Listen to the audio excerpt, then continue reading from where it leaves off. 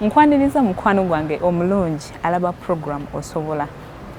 Olunaku olwaleero nina omwami gwe ngenda okubeera nga nkutuusaako akaseera kano kennyini. Omwami ono ye Ekitundu. Muwandiisi, muyimbi ate era nga asobodde n'okubeera nga ayamba abantu abalala. Ono mutuuze w'e Makindye. Omwami ono okubeera nga aliko obukosefu ku maaso, kino tekyamulobera kubeera nga atambuza obulamu bwe ng'omuntu yenna omulala. Ye muntu ali so independent nti asobola okubeera nga yeeweereza buli kimu mu nnyumba ye. Namanya ekikubo kyange kiri wano, bwe mba njagala okulaba TV, remote eri wano, bwe mba nina kye njagala genda kunaba, buli kimu kiri wano mu mbeera ye ey'obutalaba. Nkwaniriza nnyo mukwano gwange mu programu Osobola, nze Sarah Orenga. Katutandike butereevu emboozi yaffe tulabe Ekitundu y'ani. Okusinziira ku kitongole ky'ebyobulamu mu Uganda, abantu abaliko obukosefu ku maaso bateeberezebwa okubeera wakati w'emitwalo 3 wamu n'35. Ekitundu nga ye mutuuze w'e Makindye agamba nti yafuna obukosefu ku maaso nga wa myezi 3. Bangamba mbunga ndaba. Naye bwe naweza emyezi 3 amaaso ne gazibira ddala, nenfuna polio. Kati mukunkwata bagezaako okunjanjaba ne gagaanira ddala. Ne bagezaako nga basobola ne bangamba tekikyasoboka kuba emisiwa egijja site ku maaso paka ku bwongo gyazibikira. Neŋŋamba munaye bwe bakiganye kankite ekirungi nti nembeereza nenfunako okuyigirizibwa. Nze Eric nazaalibwa nga talaba kozi ye mukulu wange. Nagenda otegeera ng'era nasanga tegalaba. Kale ng'akola ebintu ebyewuunyisa. Ng'asobola okwetambuza, ng'asobola okwekolera emirimu, okwenaaza, tali awo nti akumenya. Yadde nga Eric yeesigamya obukosefu buno okubeera nti bwaviira ku kirwadde kya polio, omusawo alambulula bw'ati ku nsonga eno. Ansibira tekyava ku polio. Abaana bafuna obuzibu ku maaso bwa mirundi mingi nnyo. Emirundi egisinga bazaalibwa nakyo, naye ate ebirala babifuna bamaze okuzaalibwa. Waliwo abaana abazaalibwa n'ensenke, ensenke muzungu kye tuyita cataracts. Naye abaana bazaalibwa nga tebalaba, nga balina akantu akeeru mu maaso ke tuyita ensenke. Era obulwadde obwo omuzungu tubuyita German measles. Kati maama bw'afuna ekirwadde ekyo nga ali lubuto, omwana ayinza okufuna ensenke n'azaalibwa nga talaba, nga talabirako ddala. Ate okujjanjaba obulwadde obwo kulongoosebwa, tewali ddagala ddala lyetubasobola okuteeka mu maaso okubujjawo. Ekirala abaana kye batera okufuna, era ennaku zino gavumenti kyetera ennyo okulaba nti tekibeerawo, kyekya measles.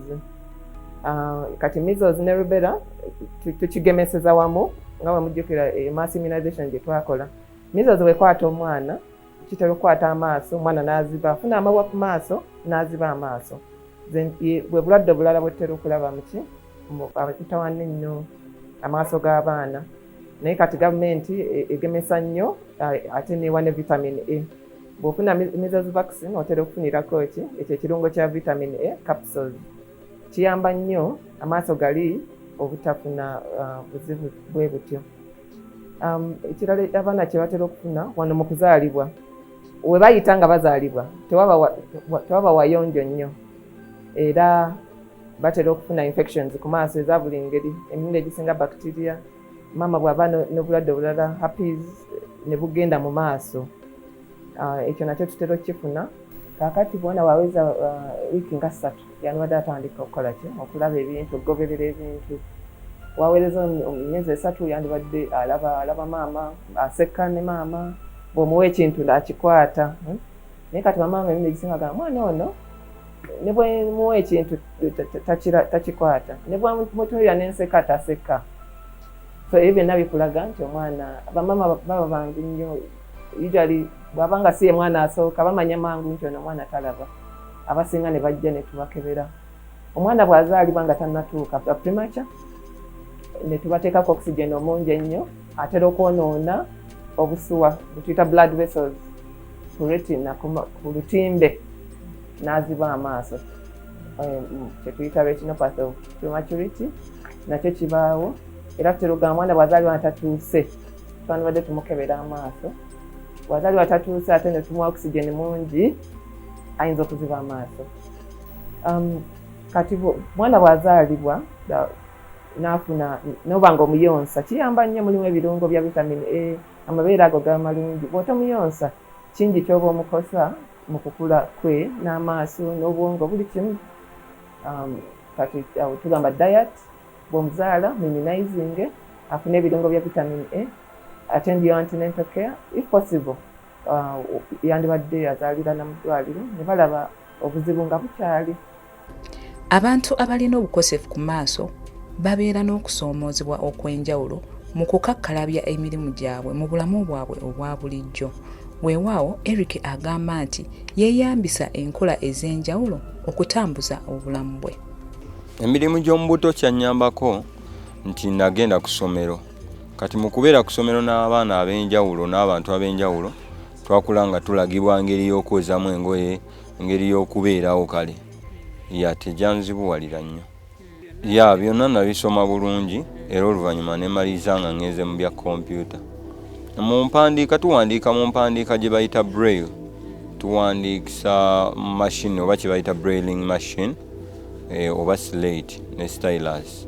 Kati ffe tusomesa ngalo, okwatako n'osoma then n'obulira omuntu ekibaawo, naye nga tusoma bye bimu n'ebibuuzo tukola the same ng'abantu abali sighted.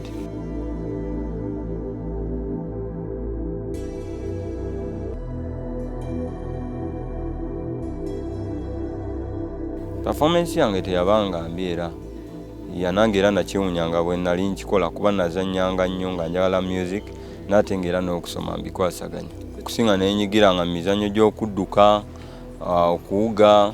Waddukanga ate nga tolaba?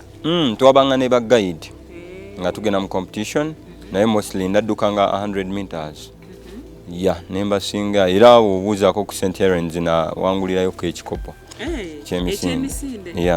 Ku Kakyeka Stadium. Okusukkulumya ebitone eby'enjawulo Eric by'alina gamba ng'okuwuga, okudduka awamu n'okuyimba. Kino kyamuwaliriza okufulumya oluyimba lwe olwasookera ddala mu 2018. Ddoboozi lyempulira mazima n'empunga noonya Mukama yakuteekamu. Ebyokuyimba kyava mu buto kuba nakula nga neenyigira mu kwaya. Kati mu kwenyigira mu kwaya ne njagala nnyo music, ate bwe nakula nga nze okwetegereza ne ndaba nga nsobola okompozinga oluyimba. Kati ne nsangako omuntu omu bamuyita Uncle Musi oba Musi Godfrey n'annyambako.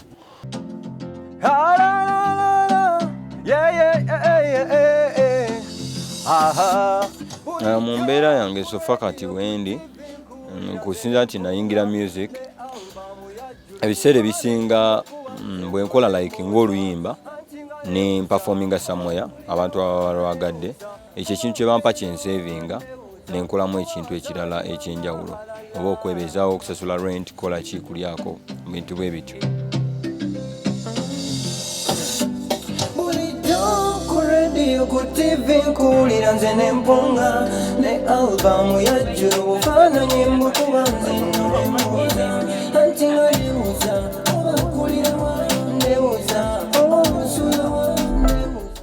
Ebivvulu kati anti tewakyaliwo bivvulu sofa baabiggala era kati ebiseera ebisinga tusurvivingira ku bintu bye twali tukozeewo oba n'emikwano gyaffe egitukwatirako okubeerawo. Basically mu kuyimba naye ng'era nimalimamuko eyo mu kyalo. Oluusi ŋŋendayo just nenoonya abalimi ne balima, then bwe nkungula n'enkola ki, ne nkwata ssente ezo ne ndaba engeri gye zinzaaliramu ekintu ekirala.